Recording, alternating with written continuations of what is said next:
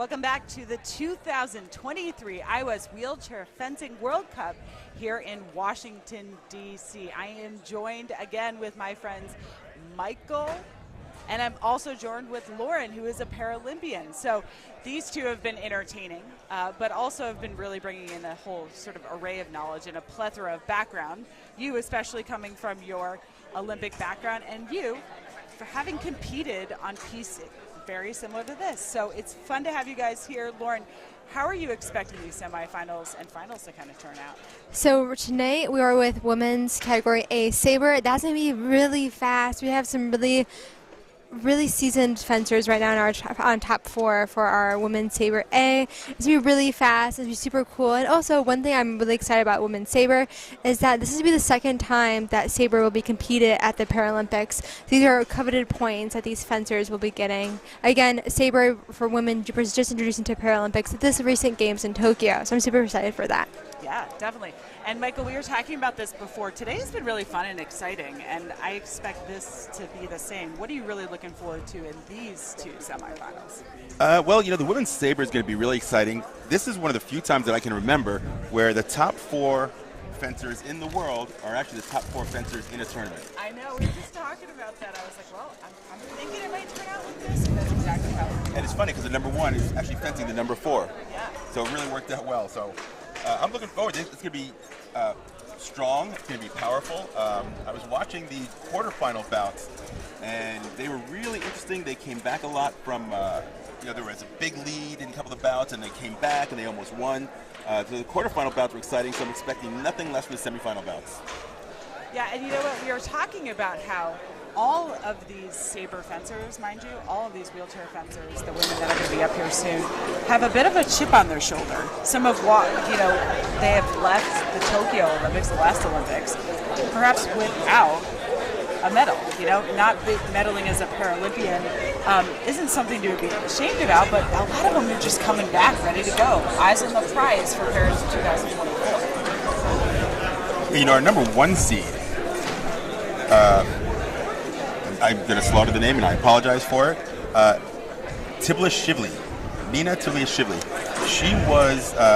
She took silver in Tokyo, second prize, and she was saying how it really hyped her up and it really gave her drive to fight more. She didn't even take a break after the Paralympics. She kept training all the way through, and she plans on continuing to train through to Paris. And she's saying that taking silver really pushes her, and her next goal is obviously gold, and she can see it, she can taste it, she's ready. So she's going to first see if she can get gold here tonight, and then hopefully Paris. Yeah, and I love that. I mean, it's sort of rare that you hear about a para fencer, a Paralympian, or a wheelchair fencer just kind of sliding right into training post Paralympics. And so the fact that she's like, eye on the prize, yeah, I like silver, but I'm ready to go to the Olympics. Legitimately what people say.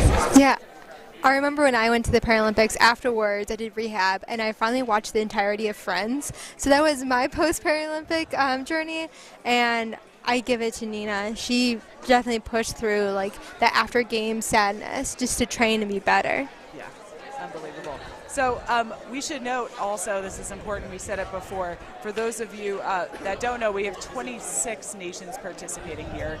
It's been pretty incredible to see the way that wheelchair fencing has developed in so many corners of the world, but our hope is, especially with this stream, that more people come in. Soon-to-be fencer fans are able to fully sort of grasp how incredible this sport is. So with that being said, Michael, talk to me about the differences between wheelchair fencing and maybe able-bodied fencing. I know the comparison between WNBA and NBA doesn't apply here, but what are some key things? Well, I coach both, obviously, and I started coaching able-bodied first, and I kind of slid into coaching wheelchair. I had a couple of wheelchair fencers come over to me and said they wanted to take some lessons with me, so I kind of had to learn how to coach wheelchair, which made it a little bit more creative, since I was kind of teaching myself as I was going, adapting my able-bodied style to the wheelchair, and the fencers seemed to like it. They progressed really quickly. So what I was surprised about when I moved over to coaching wheelchair was how easy it was. I mean, it wasn't it's not easy to fence. It's not easy, work is work. but the shift from able-bodied to wheelchair wasn't as scary as I thought it was going to be. So the difference is, let's see, what makes them the same? Okay, I mean, the equipment's the same, the weapons are the same, the LeMay's the same, and we have actually started our first bout. So we'll go back to that question afterwards. Our first semifinal is between Miss Tiblia Shively from Georgia and Miss Hamasi from Hungary. So in World Cup point standings, I'm just going to say Nina so I don't hurt her feelings by saying her name wrong so many times. She's ranked number 1 in World Cup points, and Miss Hamasi is ranked number 4. So. And it's interesting, there's a lot of Paralympic power up here right now in a semifinal match. You know, both Ava and Nina were in Tokyo. Nina leaving with silver and Eva close in 4th. Now you can see how this is a category A. They're moving fast, they're moving strong, they're not sitting back, they're not leaving anything out on the strip, they're giving it their all. They're well-trained athletes. They're very super strong athletes, super fast. So if you thought able-bodied fencing was fast, and it is, this is able-bodied fencing on crack.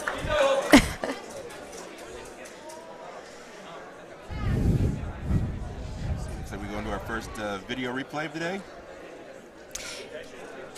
Eva on the left, she's coming off of she's coming off of silver at the recent 2022 European Championships. So these two athletes right now, it's going to be one heck of a bout.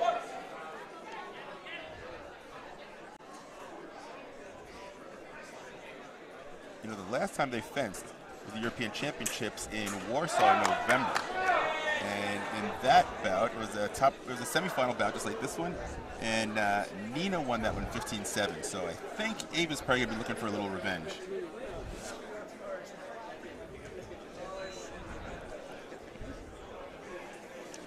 You know, we've talked, this whole weekend about the straps and the clips. Everybody has different straps because it's a comfort for them and how it keeps them in the chair and how they keep them on. You see, Nina had it's like over one leg, under the other one. Because it's her strong leg that she's trying to keep in the chair from standing up and propelling herself off the cushion for a card. Exactly. And each chair that an athlete uses, it's going to be perfect for them. Their chair's going to fit them like a glove. It's going to have the customizations they need to be successful. This is a very fast bout. We were at 6-3 already.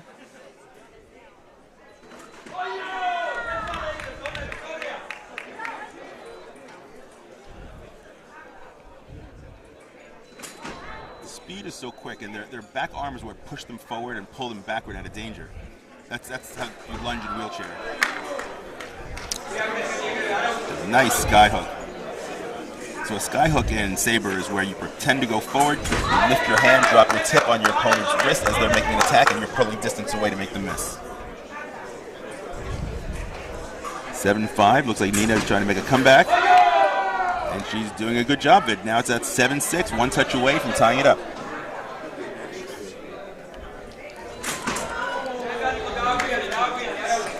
It's important to know that in sabre that there's no double touches. This point's going to go to the fencer that started the attack and finished the attack. It has the right of way. And now we're at the break at 8. A 1-minute break for fencers to go ahead and debrief with their coaches, maybe get a sip of water. Yeah, these ladies have been fencing all day long. They've got to be exhausted physically, mentally, and when you're fencing all day long, you've got to keep up eating to keep your body going, drinking water, stay hydrated. Did you have a favorite food or drink or some way to keep yourself going during a tournament? I always had a banana. The potassium helps me, but also peanut butter as well. Something sweet. Again, always had hydration. I always had a Gatorade too. That really helped me stay hydrated. Especially I'm not a Gatorade fan. It always tastes like sweat. So since you're moving so much too, it's important to be hydrated, or you're not going to be able to move as easily. That's true. And you can cramp up. Yeah, that's never fun. All right, we are about to start the second half of this bout. Eva's up 8-6. Although Nina is the favorite, being ranked #1 in the world. So we'll see if she can come back and steal victory from the jaws of defeat.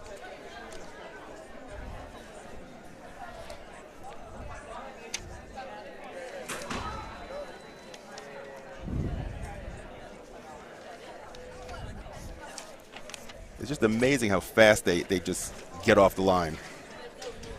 Sometimes it's too fast. It looks like Nina already has 2 cards. I don't remember what they were for, but if I had to assume, it's for moving early. Kind of like I think that just happened here. Yep.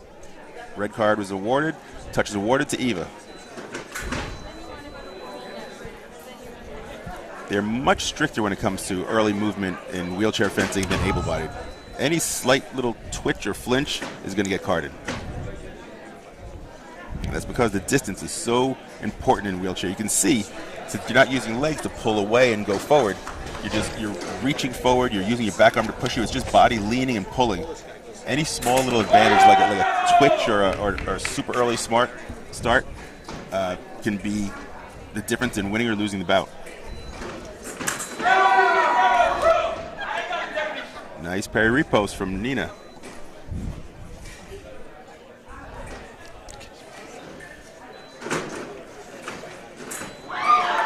That reach is amazing. I mean, that's got to be unfair. She lunges so long and so deep. I think both Nina and I thought she was pulled away, and we're both wrong. It's important to know that also in sabre that the whole upper body is going to be target, including the helmet. And how to score a touch in sabre, it's going to be the full side of the blade can use it, and that's different from foil and epee. Foil and epee use the tip of the blade to score a touch. Attack from the right, parry repost from the left.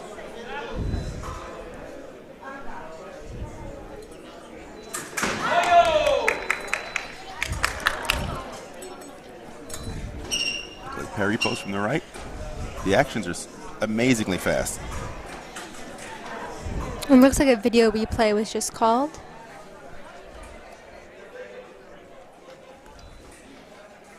Oh, yellow card for starting early for Eva. Oh, okay. Attack misses, counterattack is good. Again, there's that sky hook where she's going backwards, lifts her hand, drops her tip. Hits Nina in the wrist.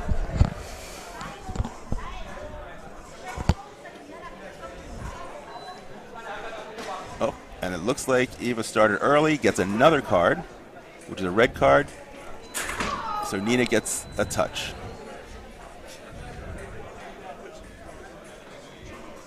Sometimes the smallest movements are imperceptible from where we're sitting. The ref can see it because they're up closer.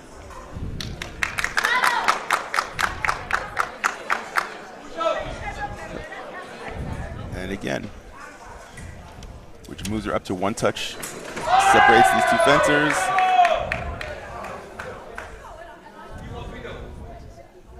And we're asking for video replay.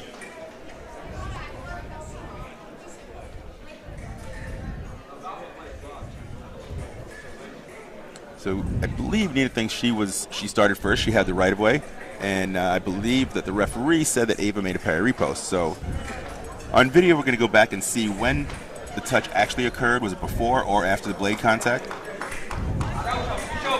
Looks like the ref's awarding the parry repost for Eva on the left, who's 1 touch away from a spot in the gold medal bout.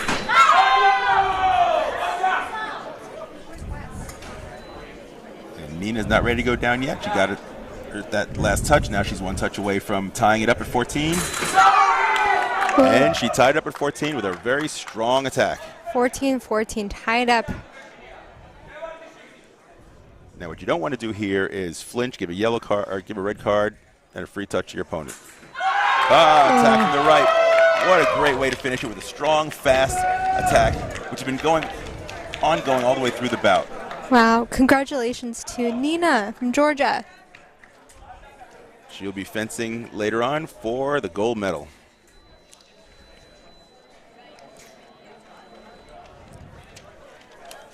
coming up next is going to be our second semifinal bout. You know, I loved that one because it was back and forth, right? It wasn't like a total takeover. And I think that was the first time, I don't want to say today, this evening, that I was like super excited. Yeah. It was sort of palpable. I had to remind myself to breathe. I'm like, I know. breathe.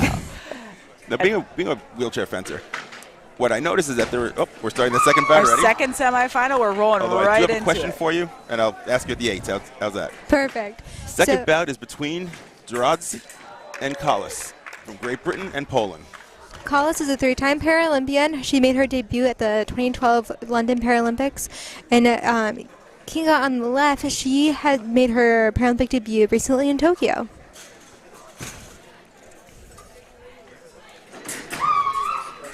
Oh! Gemma looks like she thought she hit. She stopped to celebrate. There was no light. And Kinga made her attack and hit with no resistance.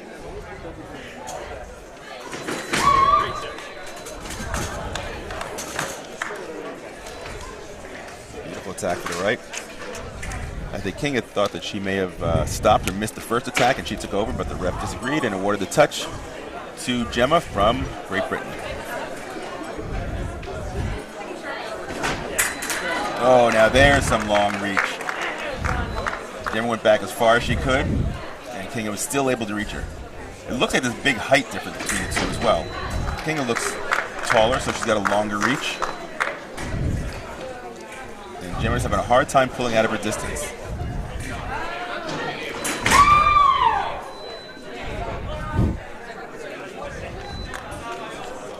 So it looks like Gemma was faster than Kinga. And again, trying to pull distance, and Kinga was just able to outreach her. So it looks like it's about between speed on the right and reach on the left.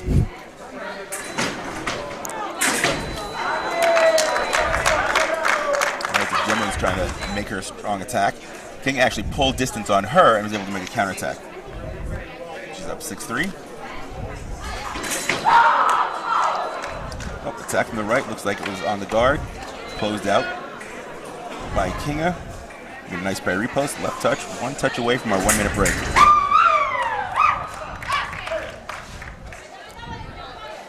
And parry repost from the right. Up, it looks like an early start for the left. Kinga's going to get a yellow card for that.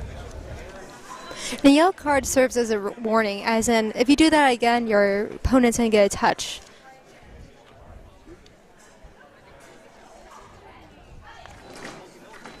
Up again. There's that long reach from Kinga.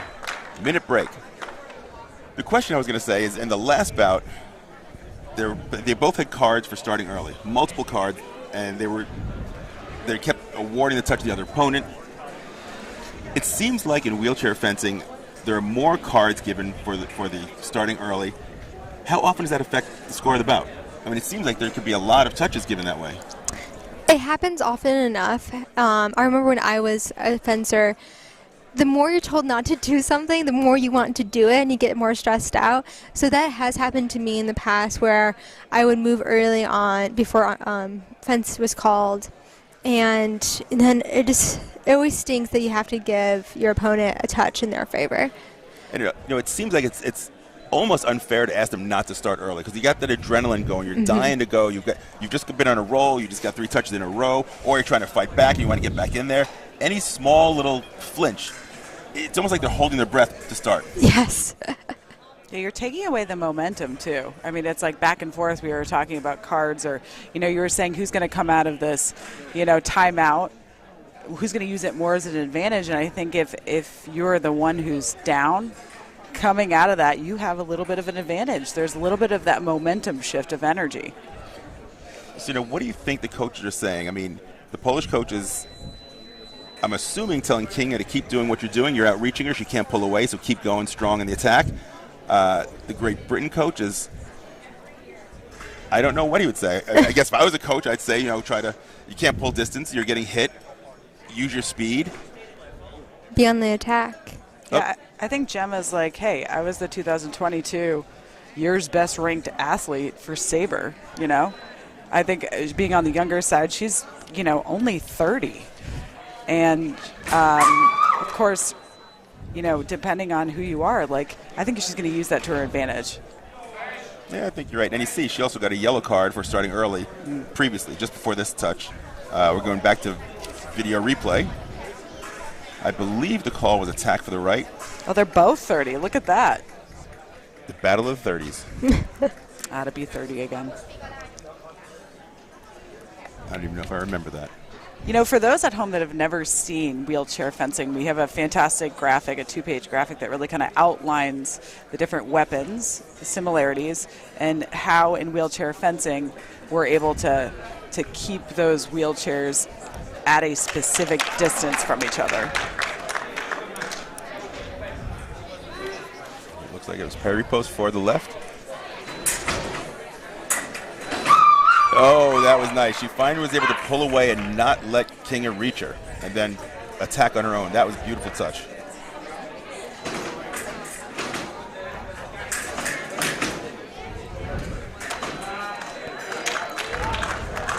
It looks like Gemma's finally found her distance. In that one touch alone, she's able to pull away 3 times, and Kinga missed her all 3 times.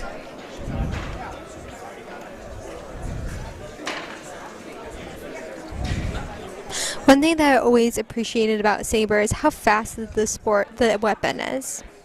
How fast it is and how intense the athletes are. Yeah, I think out of the 3, it's the fastest one.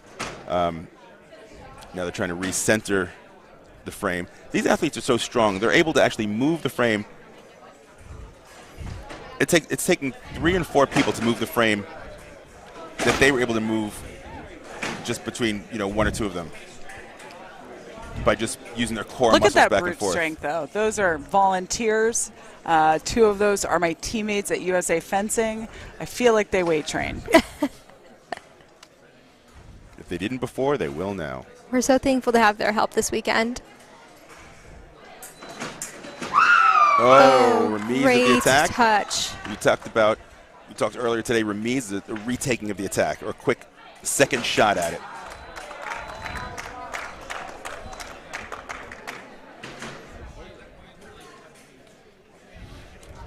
All right, Kinga is 5 touches ahead of Gemma.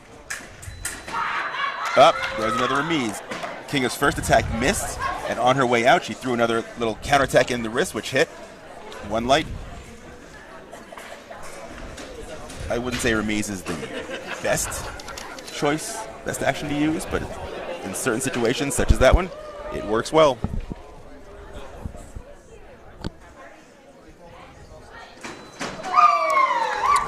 Gemma used her speed that time and caught Kinga as she was trying to pull away. She wasn't fast enough to do it.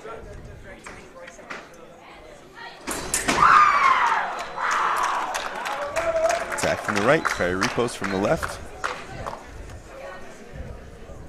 And Kinga is 2 touches away from a date in the gold medal bout. Up, there's that reach again.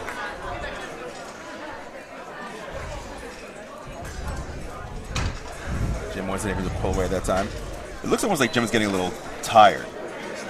Before she was getting frustrated, she couldn't pull away in time. Now, then she was able to. And that last one didn't look like she had the energy to pull away. I mean, this bout, there's a lot of power, a lot of energy. More than I could put out. Gemma's asking for a replay. Parry post from the left. They are asking for a replay. Now, Lauren, talk to me about the mental, strength and the capacity that goes into this, because, Michael was talking about, okay, you get tired. I understand what that mental fatigue is like as an athlete. Did you, as a para-fencer or Paralympian, did you prepare to have, that short-term memory loss and resetting if you lost a bout, or how did that work for you? It definitely took me a long time to develop a grit of, if I lost a bout, to just let it go. It took a long, long time. But I always depended on my coaches to kind of help fix me and all right, we're going to go to the next bout. It doesn't matter what the last bout was. It's in the past. You can't change it. All you can do is hope and go for the next. But I think the mental fatigue, again, these athletes, they're going to go from pulls in the morning to DEs at night. It's a long day, and these athletes, they're trained for it. They're ready. They have the stamina for it. But I think one thing, when you talk about mental game, right now they're fencing in front of a crowd, and there's a part of that showmanism is people are expecting a show and they're all looking at you, and that kind of eats away at the brain too. Yeah, no pressure. So Michael, when you've coached, wheelchair fencers, or you are coaching wheelchair fencers, what do you want to teach them about their mental resilience? Because I know other coaches go different ways, right? What's your strategy? Well, like Lauren said, you got to learn how to let a loss go, not dwell on it. I don't think I was ever able to do that. I'm still dwelling on bouts I lost 30 years ago. Yeah. It's coaching wheelchair fencers is different than coaching able-bodied fencers. I know that's an obvious statement. Captain Obvious, you can call me. But it also depends on the athlete. Yes. If it's an athlete that uses the chair on a daily basis, the psychology of trying to get them to reach all the way out on the thing that they trust to keep them moving is really difficult. It's hard to trust somebody like me saying, okay, it's okay to grab onto it and hang out, when they know on a day-to-day basis if they fall out or if they're going to have a hard time getting back in. That's kind of like their lifeline to mobility. If you have a wheelchair fencer like Lauren who is mobile and can walk around, it's not as difficult. It's a little bit more. I mean, it's still mental. I mean, fencing is all mental. I mean, who are we kidding? But I think the fencers who are wheelchair fencers who are able to be mobile are a little bit more physical, a little bit more, willing to try things. Yeah. And trust what you're saying. You know what I mean? Definitely. That's a big part of coaching. That is that graphic too, by the way. We're going to pop that on the screen. You could have a better idea of the different types of weapons.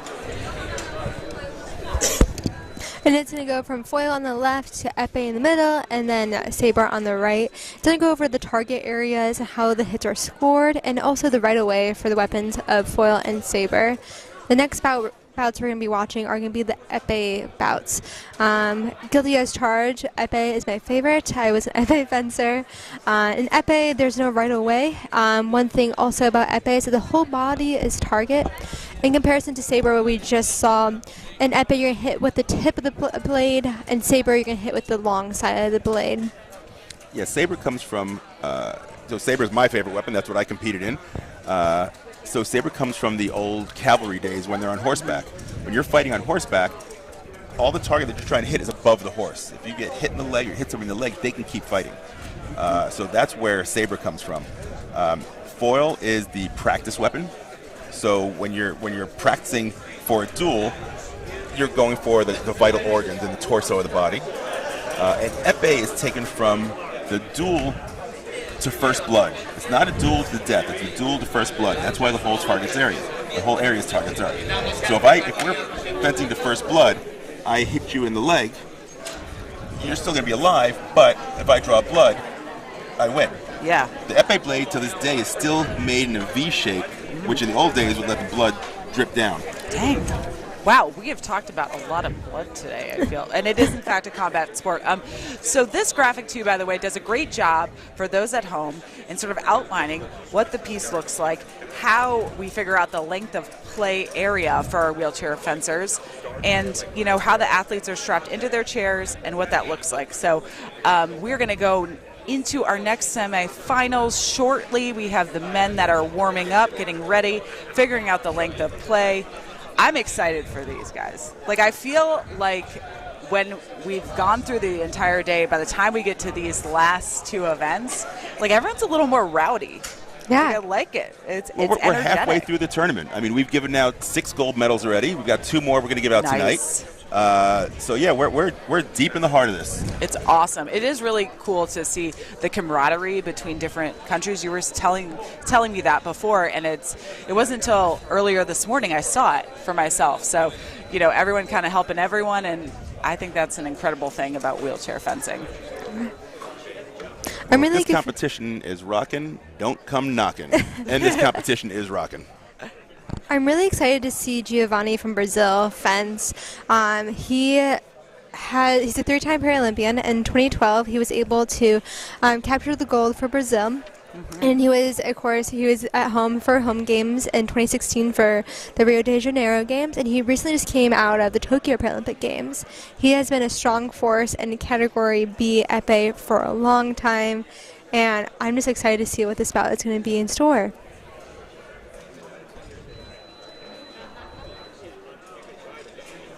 And Michael on the left, it looks like he made his debut in 2018. He recently won gold in Warsaw.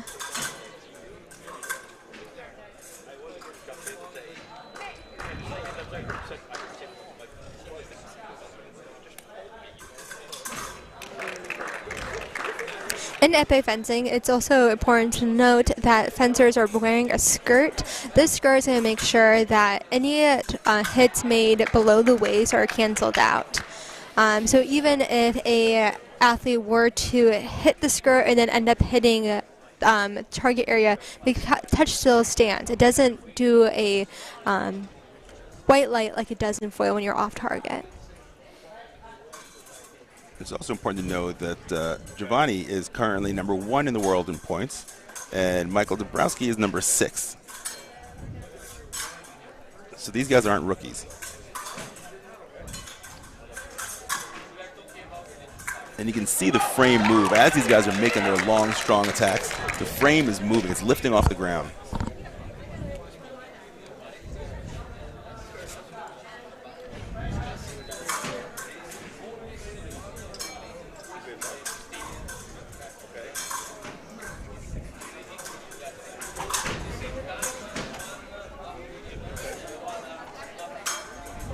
They're both patiently trying to get the distance correct, and Michael got the tempo right.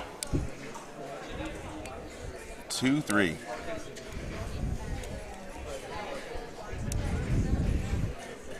You know, also the metallic strip on the ground is grounded. So if the whole body's target area. So if the ground wasn't grounded, you hit the floor, light goes off. They fixed that by grounding the strip.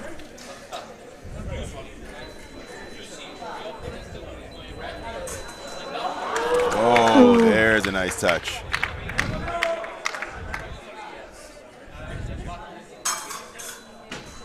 Ooh, again, to the hand. I can do the same thing, pal. That's really showing how much control you need to have over your tip in epee fencing. Again, wow. And especially for B fencers. You know, a lot of B fencers have spinal injuries, which affects, how they can hold their weapon and how much control they have over it. The fact that the last 4 touches, 2 from each fencer, have been on the hand of their opponent is just amazing. Point control is everything in epee fencing.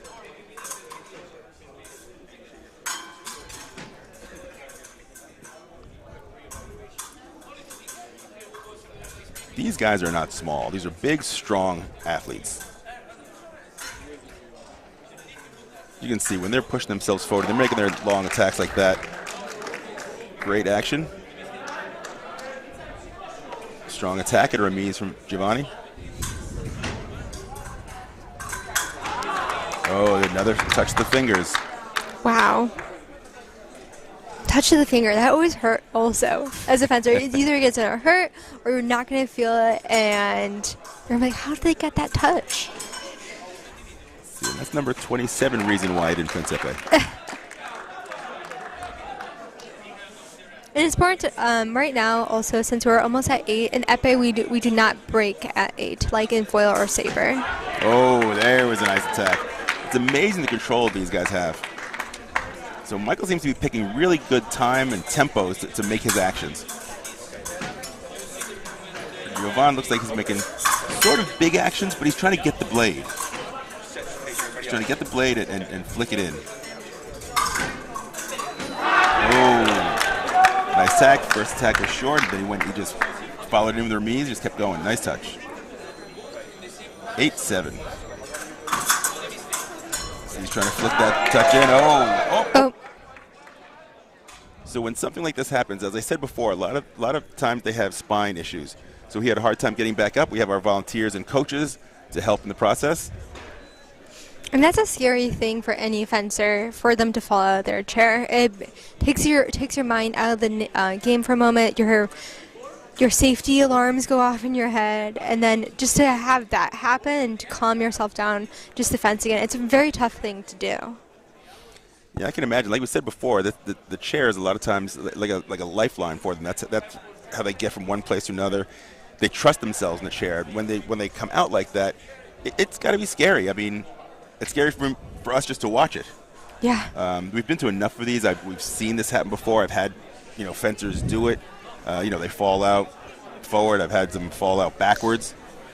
Sometimes the latch that keeps the chair in the frame may break, and the chair can actually flip backwards itself.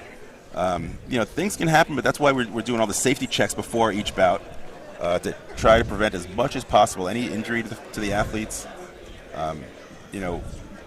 We're proud that fencing is one of the safest sports in the world, so we'd like to keep it that way.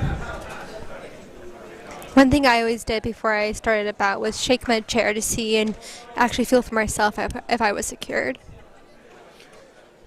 It looks like when he went, he sort of fell forward because he's not strapped in torso-wise to the chair, because he wouldn't be able to move and fence. I mean, you can't go forward and attack your opponent if you're strapped into it. So the only thing that's stopping him from going forward like that is that back arm holding him in place. Oh, another touch the fingers again.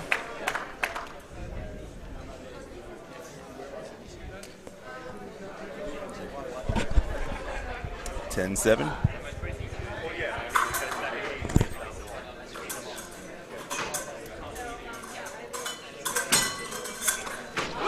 Oh, nice action. See, Javon seems to be picking up a lot of the attacks that Michael is sending his way. Seems like he likes to do a lot of circle 6 parries. Mm-hmm. He does look like his big action is circle 6, flick to the arm. Circle 6 right there. Oh, exactly. I mean, he's got it coming in. Parry 6 is one of the strongest parries in epee fencing, so it makes sense why Giovanni would pick that one. Yeah, because you make a nice parry and you're not as open as you would like a 4 parry. A 4 parry would be you drag your arm to one side of your body, where 6 keeps it in front of you. 11-11 tied. Wow. Oh, it looks like Javon started a little early. Again, small touch of the hand, just as Javon is picking up his wrist.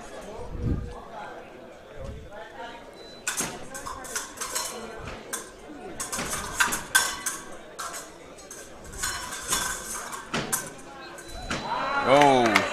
That double touch. Double touch? Everybody gets a touch. Yeah.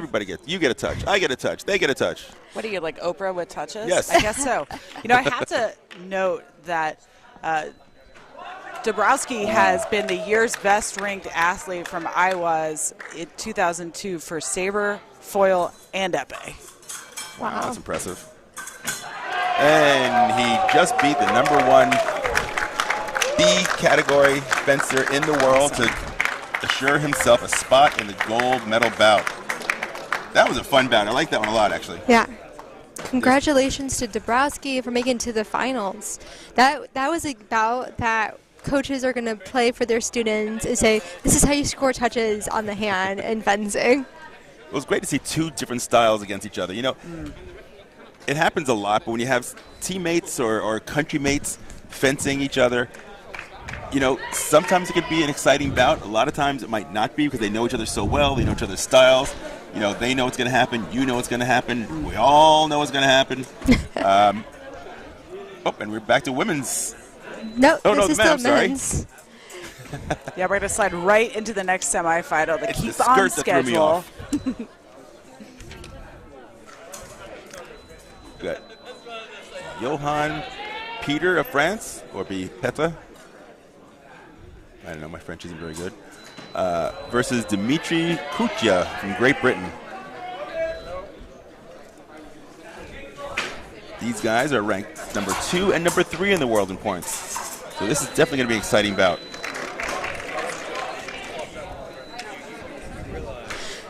So if there are people out there looking to get into wheelchair fencing, my advice would be to watch these fencers, look at the styles, look at a style, look at somebody who is maybe built like you, or maybe has the same disability or the same height or the same reach, and see what they do, see how they're using it to their best advantage. And I wouldn't say copy it because everybody's got to be their own fencer, their own style, but you can always pick up actions from other people. And you watch somebody say, okay, how is that working? Why is that working?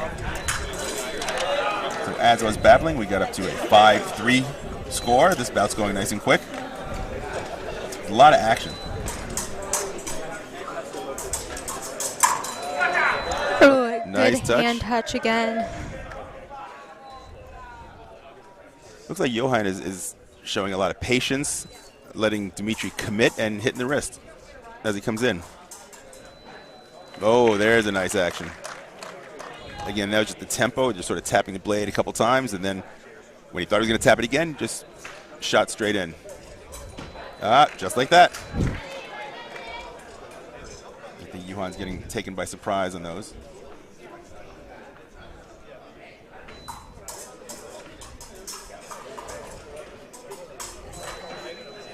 Double touch. Points both to both fencers. So Dimitri is second in the world, and Johan is third in the world currently. Dimitri is Nice coming off a good season last year, too. He won a total of 4 medals in the Tokyo Paralympics, 2 individual and 2 in team. That's impressive.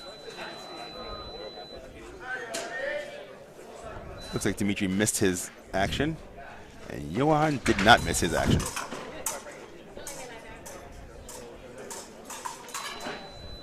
Nice. So it looks like Dimitri made a fake action, bringing Johan's arm out for a counterattack, and then he came back, picked up the blade, and then took it right in. It's good to see the strategy that's going on, the thought, the second intention, the thinking 3 and 4 steps ahead. Again, double touch, both awarded touches. Oh, nice action.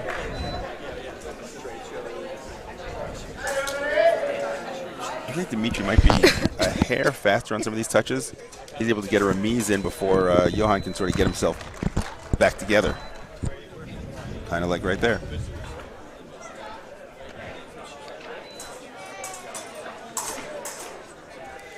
And I see these guys are both wearing gloves on their backhand. When you're holding the back of that chair and pushing back and forth, you can really get some blisters and calluses on your hand. 14-7. Dimitri is 1 touch away from his spot in the final. And there's the 15 touch. Nicely done. Another quick flick to the wrist. He had quite a lot in that bout. There's a lot of Paralympic power that was just up there. Dimitri, by the way, has commanded massive respect internationally, both in men's foil and epee category B, all during his teenage years. And now at 22, he's one of the best, right now up for debate. We just started 2023, right? #1 ranked athlete in both his events. That's clutch. These two have seen each other in the team events in Tokyo, by the way, and Johan actually coming out on top with his teammates with gold. So it's pretty cool for me, I don't know about you, to be able to see all of these medalists who have really made a massive impact on the Paralympic side of things, and now at IWAS, they're like, we meet again. What's awesome is to see the guys who have, one, he's beaten the other the last time, or in the Paralympics or Tokyo, who's coming back for revenge, who wants to, keep their foot on the opponent's neck, keep them down, you can't beat me. How many times, who's got the winning record? Mm-hmm. I'll beat you 3 times, you beat me once, back and forth. So that, to me, that's the exciting part. If I lose a bout to somebody, especially if I don't think I should have, I want to make sure that I'm training. Yes. That's not going to happen again.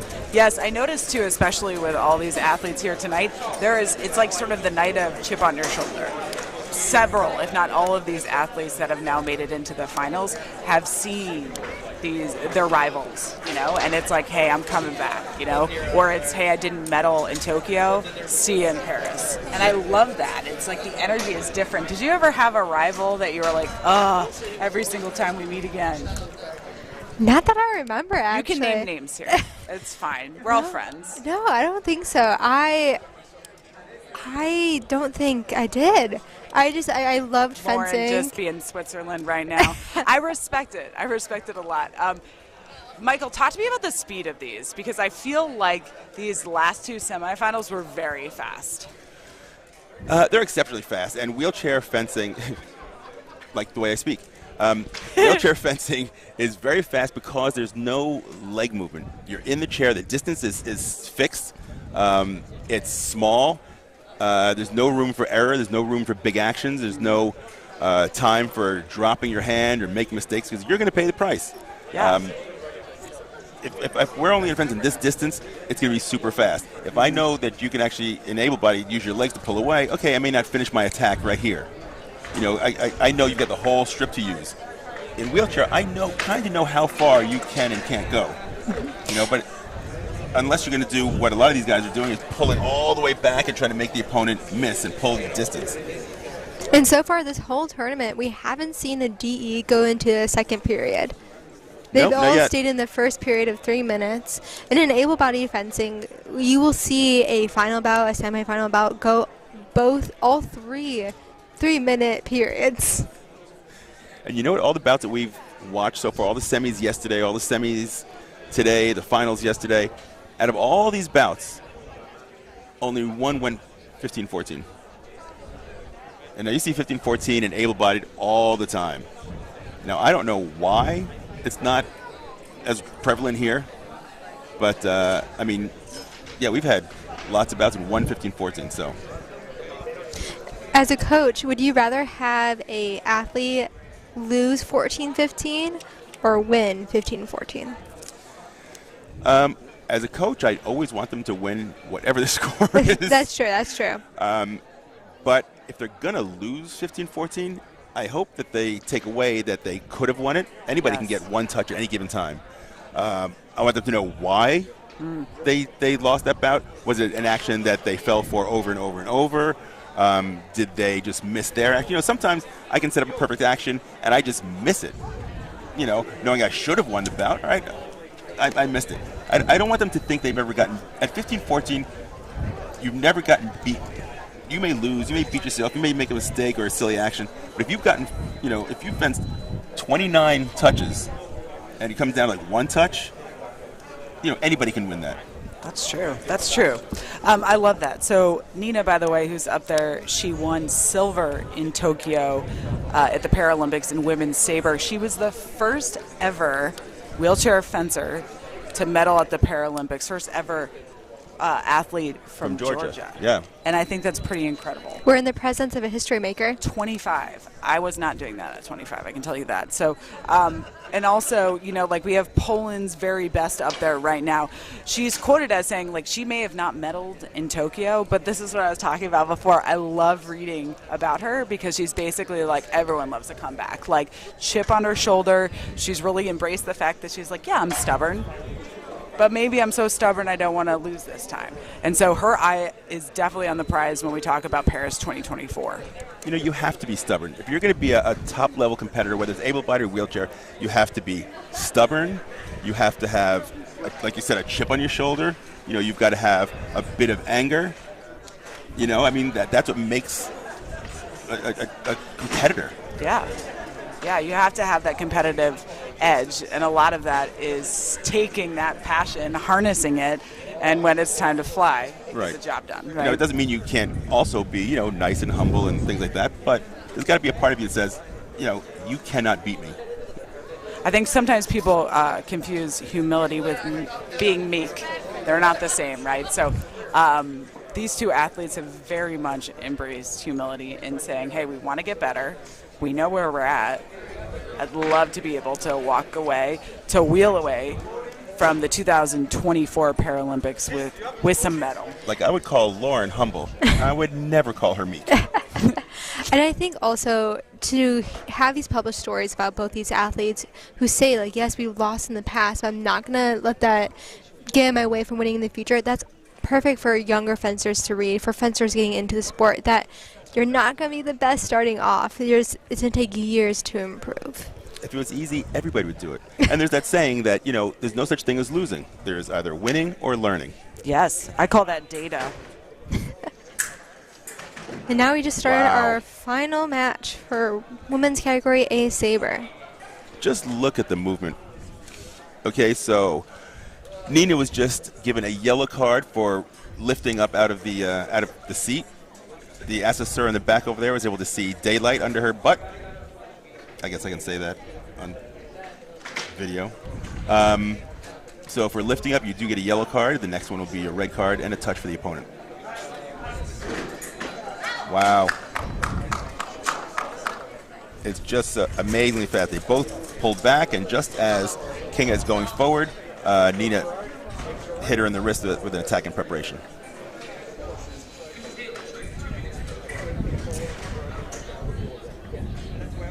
Again, Kinga looks to be the bigger, taller fencer. She's just built a little stronger, it looks like. And Nina looks faster. And there's that reach that we saw before from Kinga.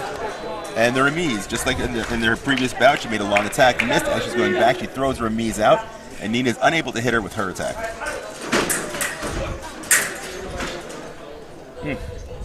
This back and forth. Don't see it often in sabre, but just the opportunity to go back and forth and reset and try to get that attack, try to get that right away is wow. If I fence like this, I would need chiropractic care after every bout. Just the twisting and the reaching back and the reaching forward and the speed, it's incredible. Let's say a mal paré, and we explained mal paré is just an insufficient parry. She tried to parry and it kind of got through. Wow, there's the reach from Kinga. She really knows how to use her speed and her reach.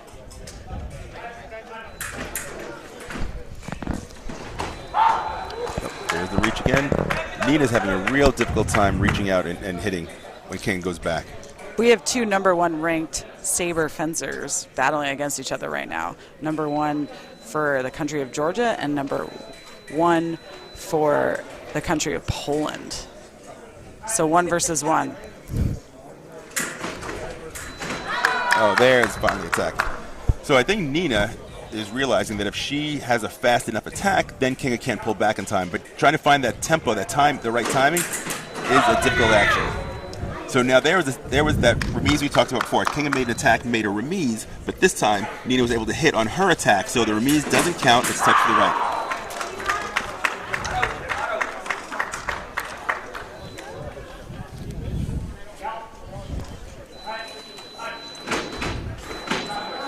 These ladies are doing a great job.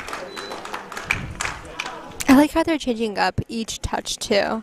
Sometimes they start on the offense, sometimes they are starting on the defense, really keeping their opponent on their toes. Oh, there's a sky hook from Nina. Again, a sky hook is letting your opponent attack you. You extend your arm, drop the tip of your saber, lift your hand up, and pull your body away. So you're hitting their wrist and pulling the target away so they can't hit you. It's a very difficult move to do. Up, and there's that reach. Kinga is so strong, she was able to actually bend the frame to get the distance she needed to hit Nina. Here's that break at 8, and the assessors are going to change sides. Nice water break right now. The Poland, by the way, her coaching staff, she's well supported by a team of coaches that include her father. And so, she was quoted as saying they were instrumental in the way that she looked at Tokyo. Yeah, I didn't medal, but I'm coming back, and I'm coming back with a vengeance. And I think that's pretty huge when we talk about resilience. Yeah, I think most of these fencers know that they're going to be qualifying for Paris. And I think if you know that, then you don't have to worry about it. You just have to, you're training to medal. You know what I mean? Back in my day, you were training to kind of make the team. U.S. wasn't strong internationally. So it was all kind of about making the team with the hopes of doing well once you made the team. But we weren't getting the results that the U.S. is getting now. So it's difficult to train for a medal if you're not sure, if it hasn't been done before. But these ladies know what it takes, and they are, full-time training. All right, back to the second period. second half of our sabre bout here.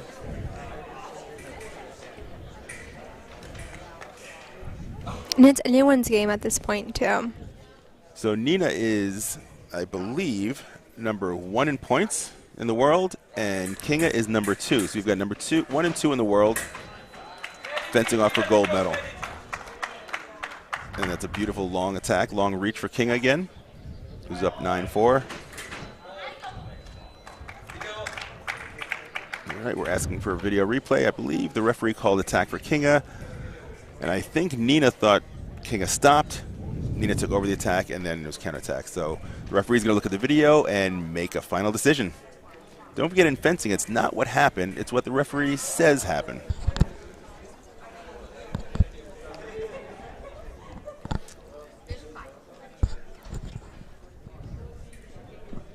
All right, so we're waiting patiently to see what happens. I love how quiet it is. Everyone's just intently staring down. You can hear a pin drop. And the referee awarded the touch of Poland.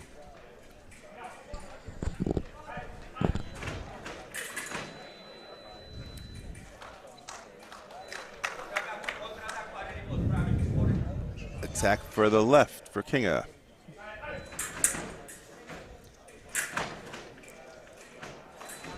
Oh, there's an attack from Nina on the right. Nice touch. Looked like Kinga was trying to do a sky hook and pull away. She didn't get far enough, and Nina was able to hit on her attack. Can we talk about how cool the term sky hook is?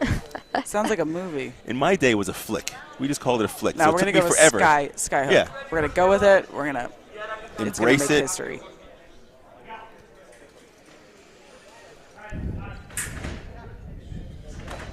Up, there's that reach again. I can't tell if she's actually hitting on the body or on the arm. That one looked like it was the arm. So maybe if Nina was able to pull the arm back, she can maybe avoid that long. Oh, there's a nice touch. There's a nice. That's a great answer to a strong, long attack as a good parry repost. A lot easier said than done. And there's that long attack. And again, she's hitting on the wrist, on the arm.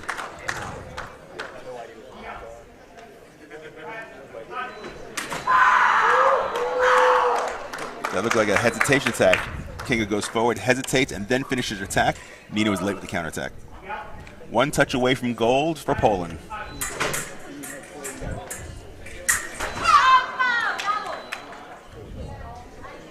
Beat attack from Nina on the right. Nice touch. She's going to be able to string together 7 more. Oh, nice touch.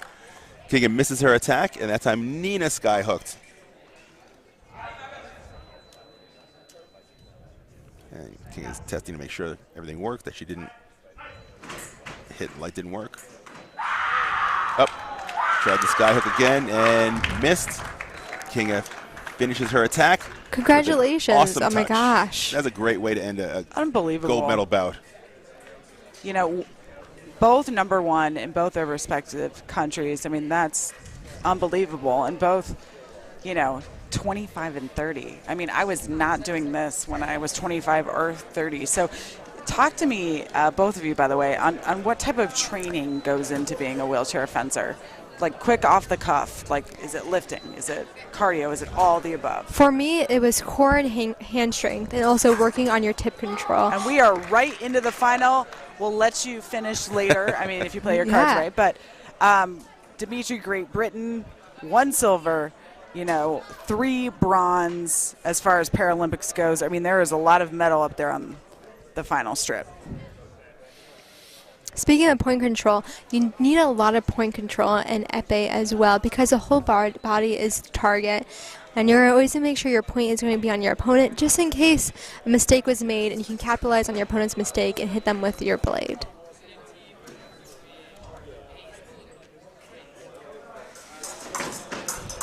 So right here we've got Michael is ranked 6th in the world in points, and and Dimitri is number 2. So again, 2 of the top in the world, fencing for the top in the world. Oh, there's a nice flick to the wrist. And that was a nice flick. It wasn't big. It wasn't, didn't use his whole arm. He was able to make a nice small action just right over the guard. See, that time it looked like Michael's flick was a little too big, and he got caught with a counterattack by Dimitri in the wrist. Oh, straight action. Beautiful point control.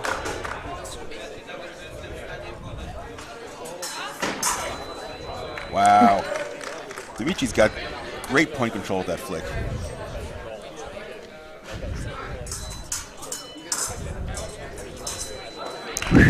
Again, right to the wrist again with the tip. That hand touch. Oh. Michael's got a lot of work to do to come back. And I don't think he has an answer for Dimitri's excellent point control.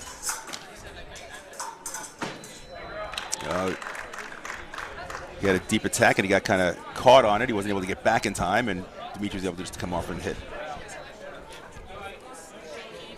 So even though epee isn't a right-of-way weapon, they still do things like parry reposts and counter reposts. They still block it and hit. Yeah. It's all about, you gotta defend yourself before you hit. Even though if you get a double touch, you still get awarded one for yourself, but you always want to make sure that your opponent's not going to get a hit. And the only way to do that is to take a parry or defend yourself.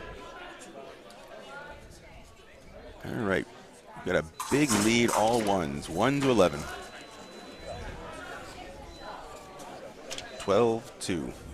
Double touch means both fencers are awarded touches. Another double touch, so that'll be 13-3.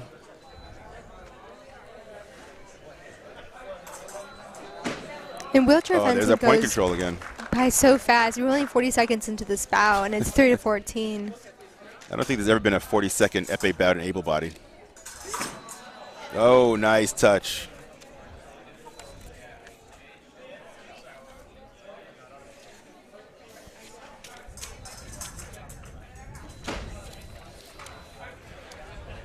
Oh, he's getting a little comeback run. A couple of touches here.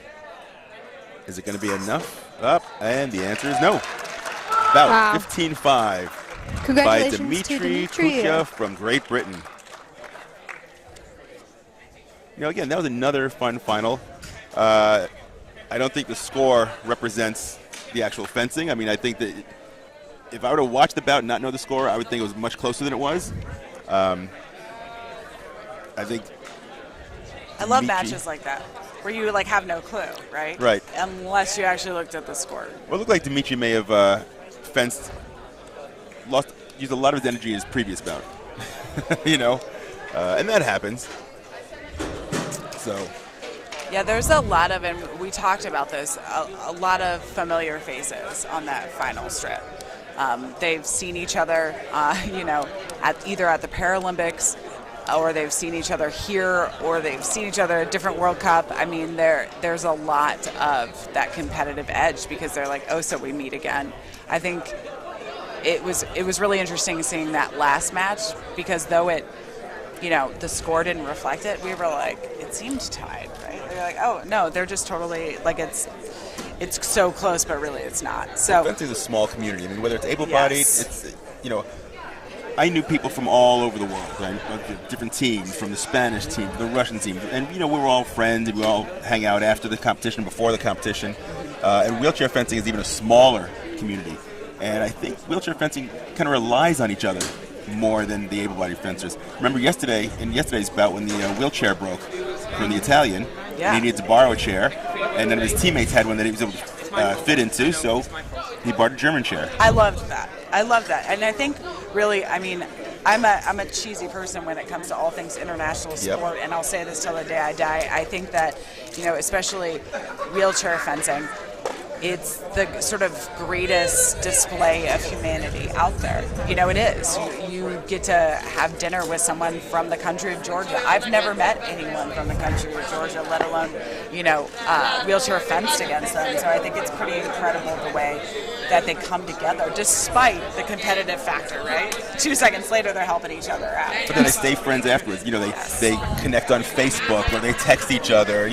How's training going? Can't wait to see you in Pisa next week. Whatever. Yes, and I will say also, as a disabled athlete as well, I learned how to do so many things easier because some other athlete already cracked the code for me. They're like, oh my God, love that. I think you could use this and this would be beneficial to you in your daily life. Oh, that's incredible. And we did talk about that too.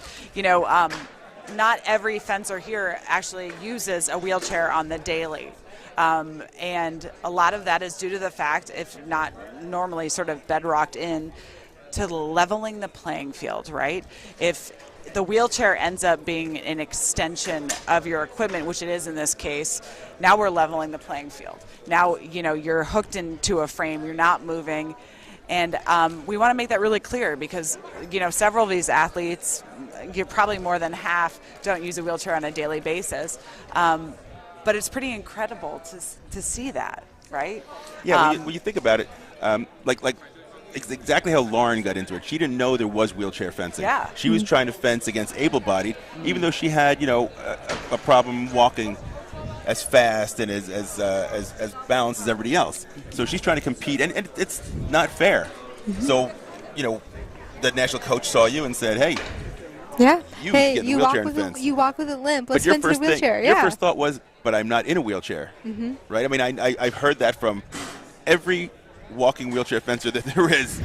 They have to explain it to them that it's a piece of sporting equipment, like the uneven bars in gymnastics or something like that. Yeah. So don't be afraid. Don't think it's strange. Don't think because you're not in a wheelchair every day that you can't do this.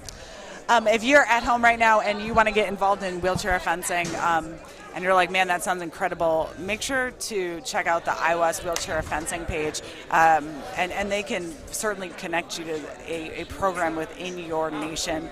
And if you're in the USA, please visit usafencing.org and we'll get you connected to a parafencing program. With that being said, we are going to wrap up the evening. The medal ceremony will be later, and no, we're not live streaming it, but you will get to see all those photos on Facebook. We'll post them on the IWAS Instagram also, but from all of us here at the IWAS 2023 Wheelchair Fencing World Cup, thank you for joining us this evening. Thanks so much. See you tomorrow.